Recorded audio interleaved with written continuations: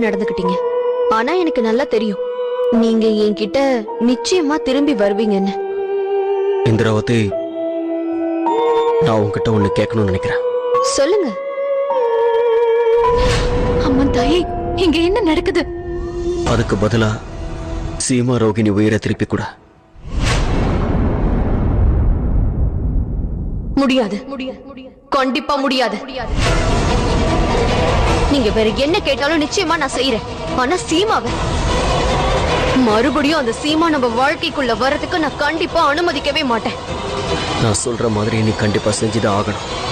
முடியாது ஜமீன்தார் ஐயா. சீமாவும் ரோகிணியும் இனிமே மனுஷ உருவத்துல வரவே முடியாது. அது மட்டும் இல்ல, இப்போ நீங்க என்ன தேடி வந்துட்டீங்க. இதுக்கப்புறம் நான் நினைச்சா இல்ல, நீங்களே என் கூட வந்துருங்க. நீங்களே என் கூட வந்துருங்க ஜமீன்தார் ஐயா.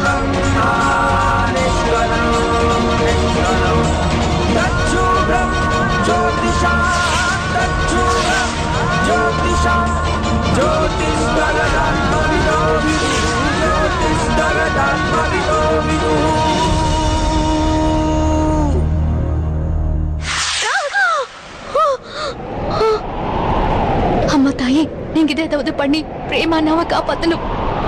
இந்திராவதி, அம்மனோட பவித்திரமான இந்த குங்குமம் என் கையில இருக்கிற வரைக்கும் உன்னால என்ன நெருங்க முடியாது. ஆனா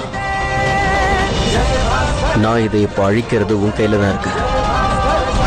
தயவு செஞ்சு நான் சொல்றதை கேளு. சீமாவுக்கு ரோகிணிக்கு உயிர் கூட. அதுக்கப்புறம் நீ என்ன சொன்னாலும் நான் செய்ய தயாரா. முடியாது ஜமீன்தார் ஐயா. நீங்க சொல்றதை என்னால எப்படி நம்ப முடியும்?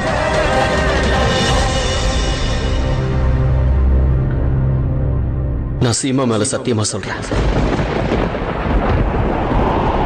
எனக்கு வாழ்க்கையில சீமாவை விட எதுவும் பெருசு இல்ல. சீமாவுக்காக நான் என்ன வேணா செய்வேன். அம்மா தாயே, இந்த பிரேமண்ணா என்ன பண்ண போறாரு? ஏதாவது பண்ணி இவரை தடுத்தே ஆகணும். இல்ல, நிச்சயமா இல்ல. முதல்ல நீங்க என் கூட வரீங்க, அப்புறம் அவங்க ரெண்டு பேரையும் விடுவிக்கிறத பத்தி நான் யோசிக்கிறேன்.